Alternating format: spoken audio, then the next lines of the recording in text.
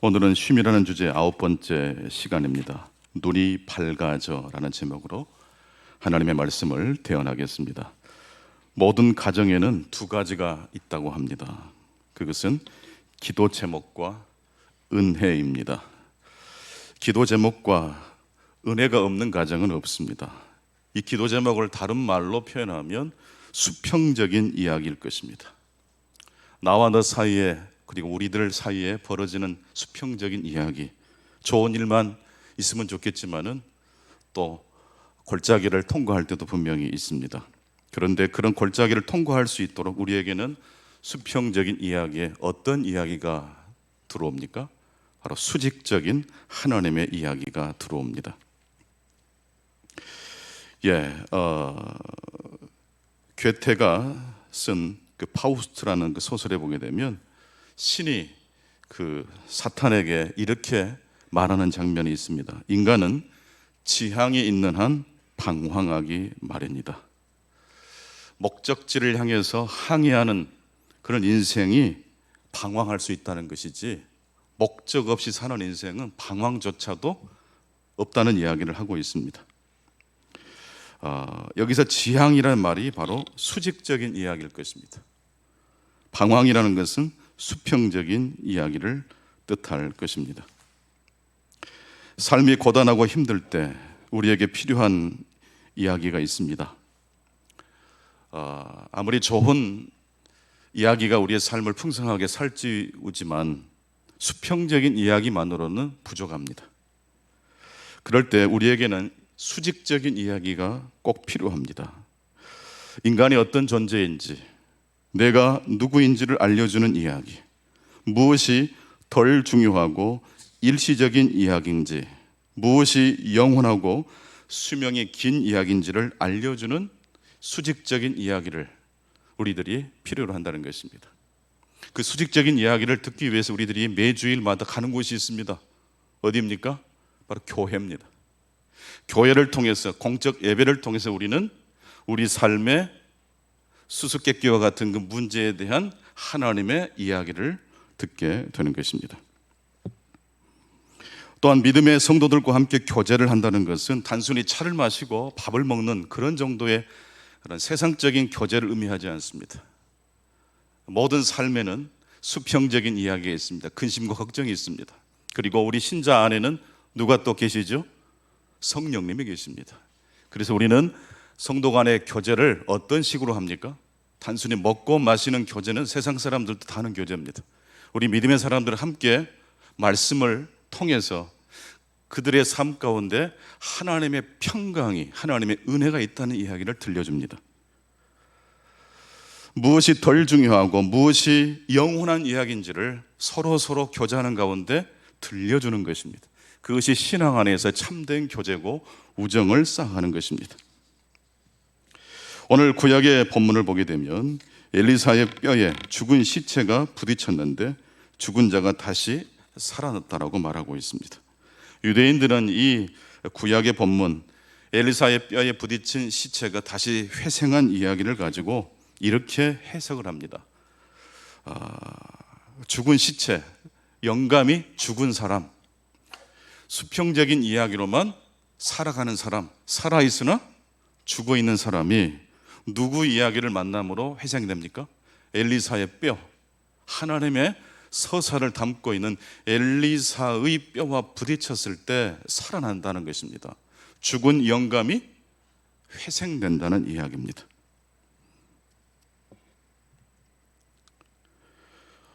오늘 신약의 본문은 부활하신 예수님을 만난 두 명의 제자 이야기를 말씀하고 있습니다. 역시 신약의 본문에 등장하는 이 두 명의 제자 역시 낙심하여 눈이 감겨져 있다라고 이야기하고 있습니다.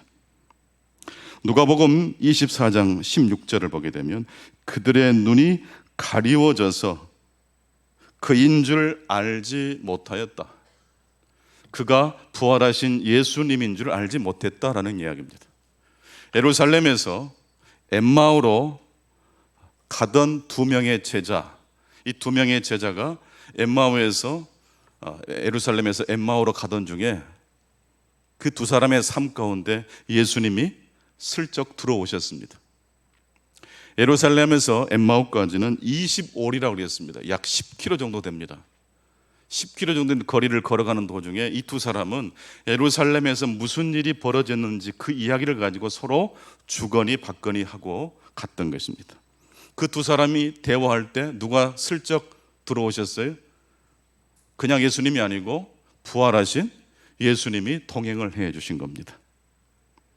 그렇다면 예수님이 그 두 제자와 함께 동행을 했으나 왜 이 두 명의 제자가 부활하신 예수님을 함께 동행하면서도 예수님을 알아보지 못했을까요? 누가복음 24장 21절을 보게 되면 그 이유가 나와 있습니다. 자, 21절 한번 같이 보실까요? 우리는 이 사람이 이스라엘을 속량할 자라고 바랐노라.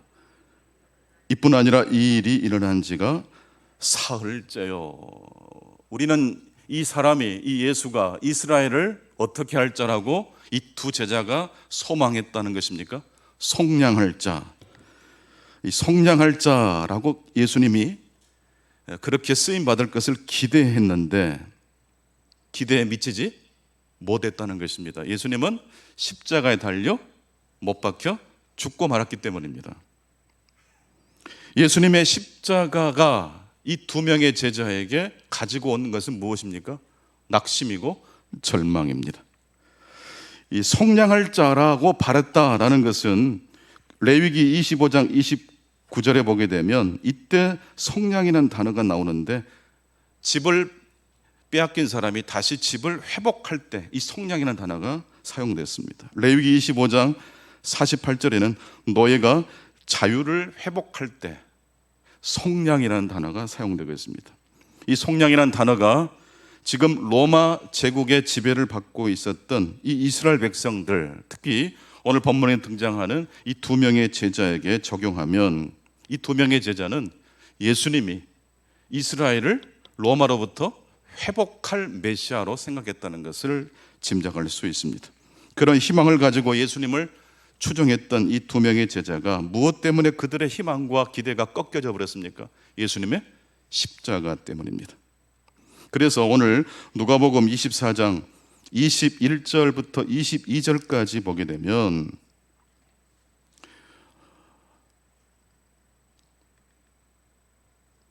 또한 우리 중에 어떤 여자들이 우리로 놀라게 하였으니 이는 그들이 새벽에 무덤에 갔다가 그의 시체는 보지 못하고 와서 그가 살아나셨다 하는 천사들의 나타남을 보았다 함이라. 그러니까 예루살렘에서 있었던 이야기 중에 예수님이 십자가에 못 박혀 죽었다라는 안타까운 이야기뿐만 아니라 예수님을 무덤에 안치했는데 예수님의 시신을 찾지 못했다라는 이야기를 하고 있습니다. 빈 무덤 사건입니다. 그런데 이 제자들에게 이 빈 무덤은 아직도 무엇으로 다가오지 않는 사건에 불과합니까? 예수님의 부활 사건과 빈 무덤이 연결됩니까? 되지 않습니까? 되지 않습니다. 부활하신 주님이 내 곁에 계셔도 안 보입니다. 예수님의 무덤에 예수님의 시신이 사라졌다. 천사들이 예수가 부활했다는 소식을 여자들이 들었다라는 이야기를 들었습니다마는 이 두 명의 제자는 예루살렘을 떠나 어디로 가고 있는 중입니까? 고향 엠마오로 가고 있습니다. 낙심하고 절망한 채로 고향으로 가고 있는 중입니다. 눈이 감겨져 버렸기 때문에 부활하신 예수님을 보고도 보지 못합니다. 눈이 감겨져 버렸기 때문에 예수님의 빈 무덤 사건을 다른 동료 제자들에게 들었어도 감동이 되지 않습니다. 정리해 보면 오늘 본문에 등장하는 두 명의 제자는 이렇게 두 사람의 이야기를 설명해서 정리할 수 있습니다. 이 두 명의 제자는 모든 것을 알고 있는 사람이지만 아직 아무것도 이해하지 못하고 있는 사람입니다. 같이 한번 화면을 보시면서 읽어보시겠습니다. 모든 것을 알고 있지만 아직 아무것도 이해하지 못하고 있는 두 사람. 예수님이 십자가에 달려 죽으신 사건을 이 두 제자는 알아요, 몰라요? 알아요. 직접 목격했어요. 예수님을 장례에 지냈던 그 무덤이 비어있다는 사실을 이 두제가 압니까 모릅니까? 알아요. 근데 알긴 알지만 그 두 사건이 어떤 의미인지를 이해하지 못하고 있습니다. 모든 것을 알고 있지만 아직 아무것도 이해하지 못하고 있는 두 사람. 그래서 두 사람의 눈이 어떻게 됐다고요? 눈이 감겨져 버린 거예요.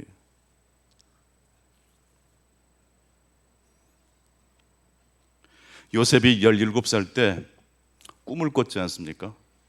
형제들이 자신에게 절을 할 뿐만 아니라 심지어 부모님이 자신에게 절을 하는 그런 상징을 가지고 있는 꿈을 꿨어요. 그런 요셉이 그 꿈을 언제 회몽합니까? 창세기 50장 20절에 가서야 비로소 해석을 합니다. 꿈을 꿨어요. 꿈을 경험했어요. 총리 대신까지 됐어요. 하지만 왜 하나님이 나를 이집트의 총리 대신의 자리에 세우셨는지 그 의미를 해석하는 데는 시간이 오래오래 걸렸어요. 경험을 했다고 해서 우리가 다 이해할 수 있는 것은 아닙니다. 지금까지 여러분들의 삶이 굉장히 많은 삶을 살아오셨지만은 그런 경험들이 하나님의 수직적 이야기로 해명되고 이해되시는 분이 계실 것이고, 여전히 내 인생 가운데 왜 이런 일이 벌어졌는지를 이해하지 못하는 분들은 아직까지도 눈이 감겨져 있을 수 있다는 것입니다. 여러분, 창세기 50장 20절입니다. 당신들은 나를 해하려고 하였으나 하나님은 그것을 선으로 바꾸사 오늘과 같이 많은 백성의 생명을 구원하게 하셨다라고 요셉이 형제들에게 이야기하고 있습니다. 여러분, 이 창세기 50장 20절 말씀의 배경을 아시죠? 누구의 장례식이 치러진 직후에 이런 고백을 요셉이 형님들에게 하고 있습니까? 아버지 야곱의 장례를 치른 다음입니다. 그러니까 요셉이 꿈도 꿨고 총리 대신도 됐고 형님들을 도울 수 있는 능력, 히브리 민족들을 구원할 수 있는 능력을 다 가졌지만은 정작 하나님이 17살 요셉에게 주셨던 꿈은 언제 비로소 그 의미를 해석하게 됩니까? 아버지 장례를 치른 다음입니다.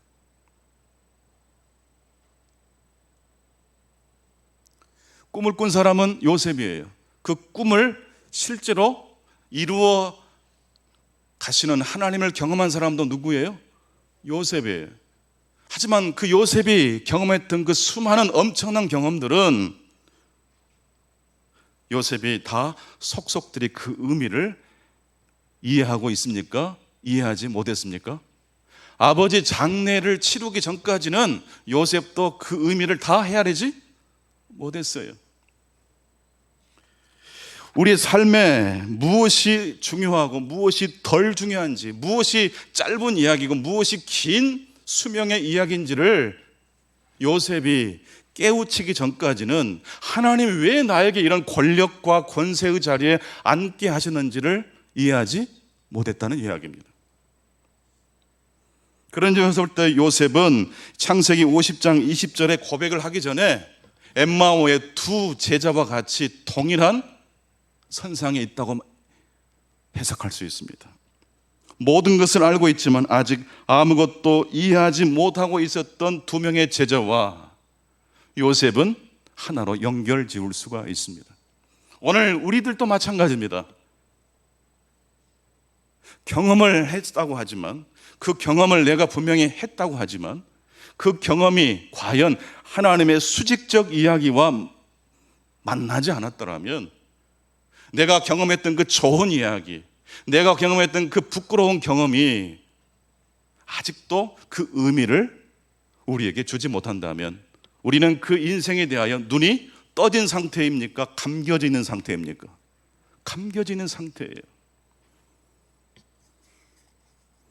요셉처럼 하나님께서 꿈을 주시는 그 꿈을 향해서 전력 질주하면 언젠가지 그 꿈이 이루어질 것이다, 그런 식으로 요셉의 이야기를 해석하면 안 됩니다.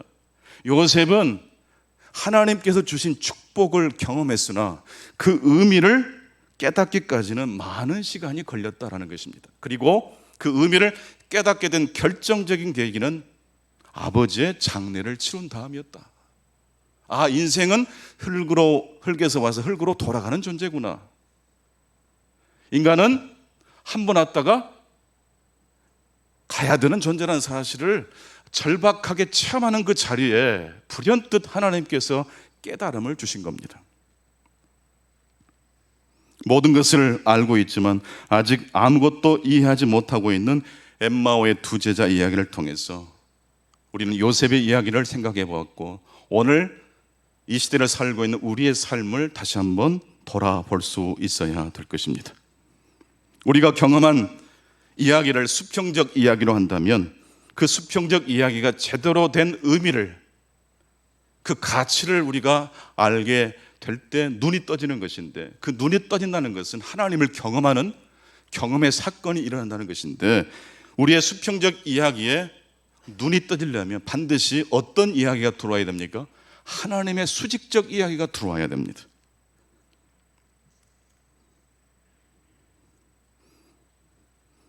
예수님은 눈이 감겨있는 두 명의 제자에게 찾아오셨습니다.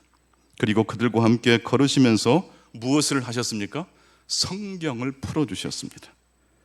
예수님께서 십자가의 고난을 겪고 난 다음에 영광의 자리로 돌아간다는 이 성경을 풀어주시는 성경 공부를 예루살렘에서 엠마오로 가는 10km 정도의 길을 걷는 도중에 쉬지 않고 하나님의 말씀을 쭉 공부했다는 것입니다. 드디어 이 두 명의 제자 가운데 그들의 수평적 이야기에 수직적인 이야기가 들어오게 된 것입니다. 결국 성경의 이야기의 핵심은 무엇입니까? 예수 그리스도이십니다. 우리의 삶이 제대로 이해되기 위해서는 반드시 예수 그리스도를 통해서 우리의 삶을 다시 들여다보아야 됩니다. 이 말씀의 의미를 어거스틴은 이렇게 다시 풀어서 설명합니다.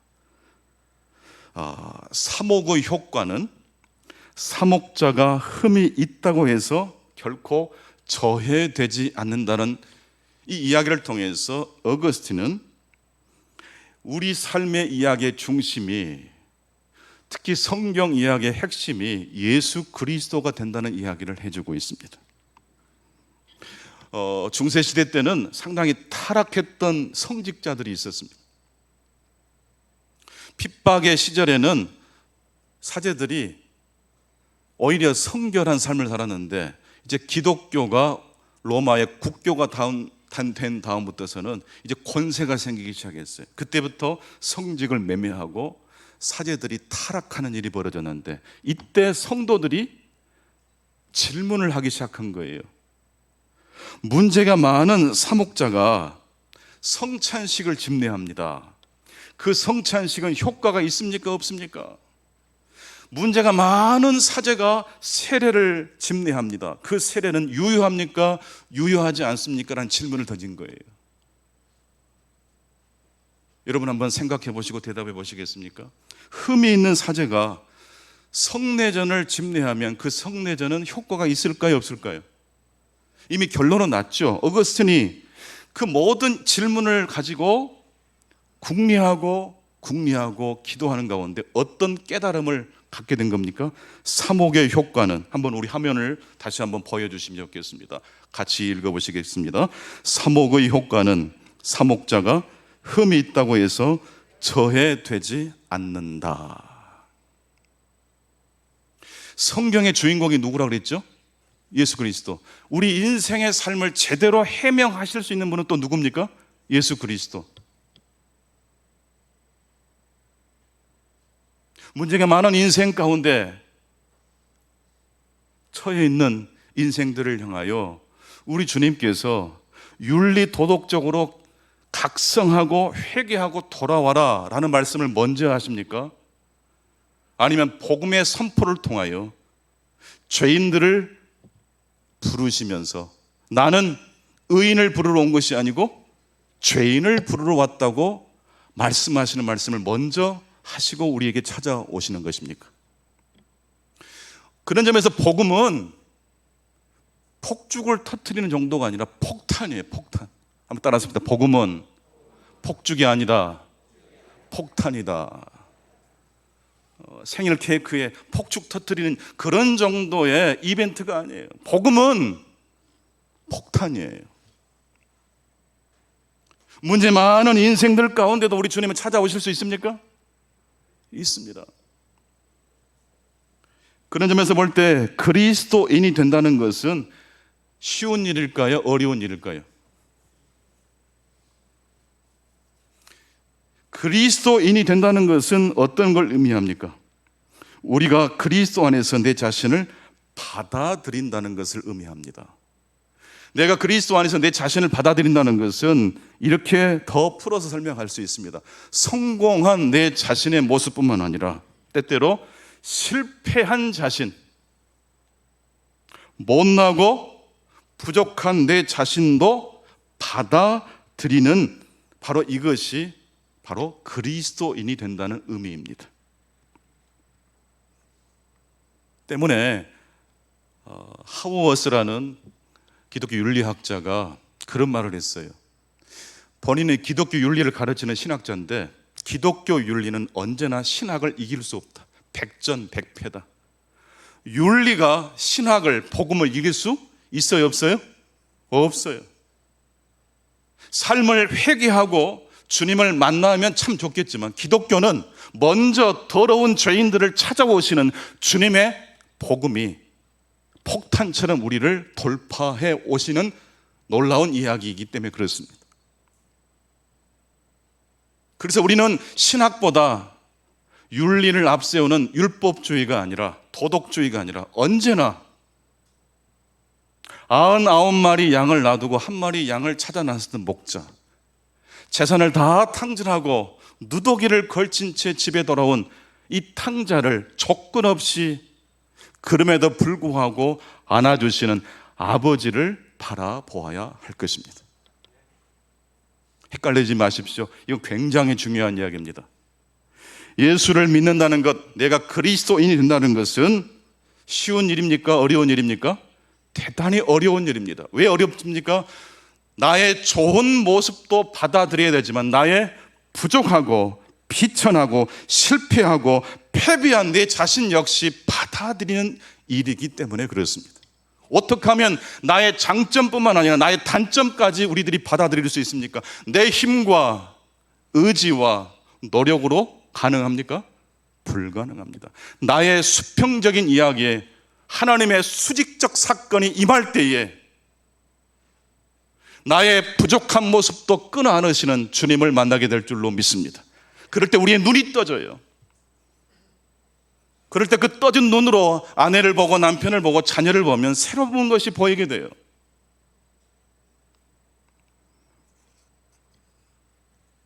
그런데 엠마오의 길을 가던 이 두 제자에게 예수님께서 이렇게 말씀하셨습니다. 누가복음 24장 25절입니다. 이르시되 미련하고 선지자들이 말한 모든 것을 마음에 더디 믿는 자들이여, 미련한 자여 너희 이해하지 못하는 자들아 라는 뜻이에요. 누가복음 24장 26절을 통해서 예수님은 이렇게 말씀하셨습니다. 메시아는 자기의 영광으로 들어가기 위하여 먼저 고난을 받으셔야 된다. 예수님을 믿는다는 것은 부활을 믿고 신뢰할 뿐만 아니라 그 전에 십자가의 패배를 받아들인다는 의미입니다. 주인의 리더십이 종의 리더십을 따라올 수 없는 지점이 있다고 합니다. 이왕이면 주인 리더십이 훨씬 좋을 것 같지 않습니까? 그런데 주인의 리더십 역시 완벽한 것은 아니래요. 주인이 하지 못하는 말이 있습니다. 뭘까요? 죄송합니다, 미안합니다라는 말을 못해요. 그러나 종은 미안합니다, 죄송합니다라는 말을 가볍게 일상적으로 하게 되므로 그런 말을 하지 못하는 사람이 경험할 수 없는 세계로 들어갈 수가 있는 거예요. 예수님은 어떻게 해서 눈이 감긴 이 두 명의 제자에게 하나님의 계시를 가르쳐 주고 계십니까? 두 가지입니다. 첫 번째로 하나님의 말씀을 그 두 사람에게 어떻게 하셨어요? 풀어주셨어요. 우리가 설교를 통해서 하나님의 말씀을 듣다 보면 그동안 이해하지 못했던 내 삶의 이야기가 이해될 때가 있습니까? 없습니까? 있어요. 수평적 이야기에 수직적 이야기가 들어오는 순간입니다. 그런데 오늘 예수님께서 예루살렘에서 엠마오로 가는 한 10km 정도 걷는 동안에 구약 성경을 풀어주셨어요. 이 구약 성경의 이야기가 결국 예수님에 대한 이야기라는 사실을 풀어주셨는데, 그 성경을 다 풀어준 다음에 제자들의 가슴이 어떻게 됐다 그랬어요? 뜨거워졌어요. 하지만 여러분, 가슴이 뜨거워졌지만 아직 눈이 열어졌습니까? 아직 열어지지 않았습니까? 아직 열어지지 않았습니다. 아직 한 단계 테스트 과정이 남아 있었기 때문입니다. 예수님께서 성경을 다 풀어주신 다음에 28절 보십시오. 27절과 28절을 연속해서 같이 보실까요? 시작.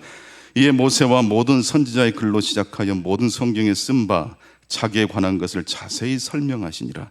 그들이 가는 마을에 가까이 가매 예수는 더 가려는 하는 것 같이 하시니.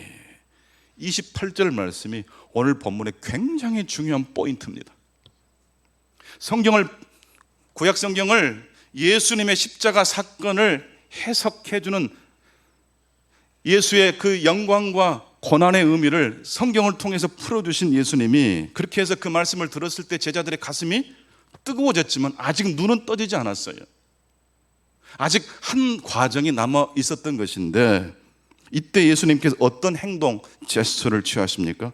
그들이 가는 마을에 가까이 가매, 즉 엠마오라는 마을에 도착했어요. 이때 예수는 그 두 제자와 함께 집으로 들어가려고 했습니까? 지나치려고 하셨습니까? 지나치려고 하셨습니다. 이게 바로 예수님의 계시를 경험하게 해주시는 두 번째 아주 중요한 이야기입니다. 성경을 풀어주는 것 굉장히 중요하지만 그것만으로는 부족해요. 예수님은 일부러 지나가려는 나그네처럼 행동하고 계세요. 이제 저는 다른 목적지가 오늘 목적지인데 여기까지 동행해 주어서 고맙습니다. 이제 서로 헤어집시다 라고 이제 인사하고 돌아서려는 찰나입니다. 이때 제자들이 어떻게 하고 있습니까? 29절 같이 보시죠. 시작. 그들이 강권하여 이르되 우리와 함께 유하사이다. 때가 저물어 가고 날이 이미 기울었나이다 하니 이에 그들과 함께 유하러 들어가시니라. 안 물어봤으면 예수님은 상당히 섭섭하실 뻔했어요. 예수님, 날이 저물었습니다. 같이 들어가시죠. 발도 씻으시고 같이 저녁을 같이 하시면 좋겠다. 예수님은 원래 가려던 길을 계속 가려고 하셨습니다마는 제자들은 그 예수님을 붙잡았어요. 나그네를 어떻게 했습니까? 환대했다는 것입니다. 약한 자를 영접했다는 것입니다. 단순히 성경 공부해서 깨달음으로만 그들이 하나님의 계시 사건을 경험한 게 아니라 그런 깨달음의 최종적 단계, 마지막 코스는 무엇이 기다리고 있습니까? 나그네에 대한 환대를 하고 있느냐 안 하고 있느냐 여부입니다. 예수님은 두 제자가 나그네에게 친절한 사람인지를 시험하고 계신 겁니다. 성경을 지적으로 공부하는 거 굉장히 중요합니다. 하지만 지성적인 공부만을 가지고 하나님의 계시 사건을 경험할 수는 없습니다.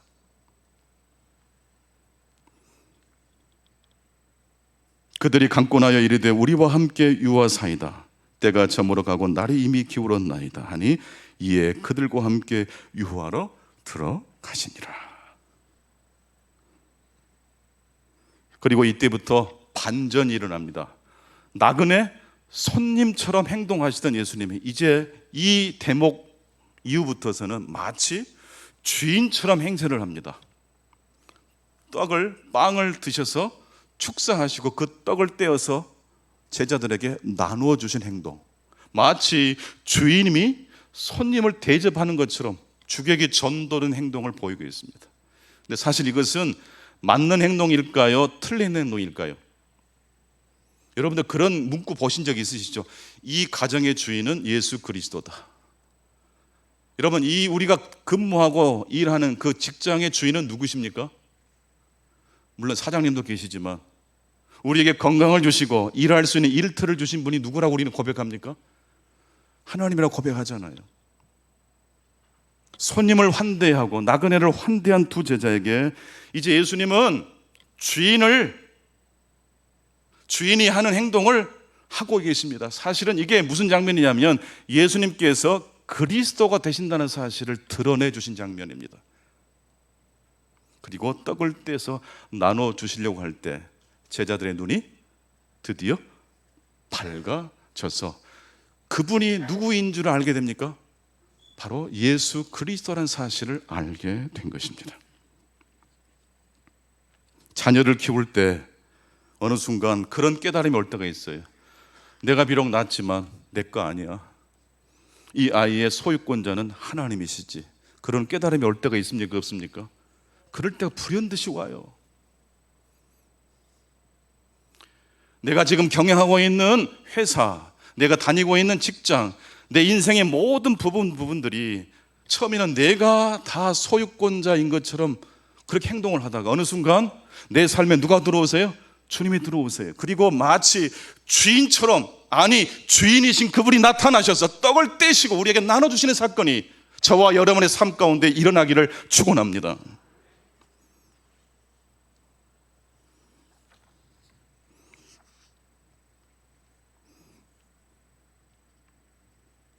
누가복음은 예수님께서 갈릴리에서 예루살렘으로 가시는 여정이 다른 복음서에 비해서 아주 긴 분량으로 기록되어 있고 강조되어 있습니다. 그래서 누가복음은 여정, 여행이라는 단어로 설명할 수 있는 책이기도 합니다.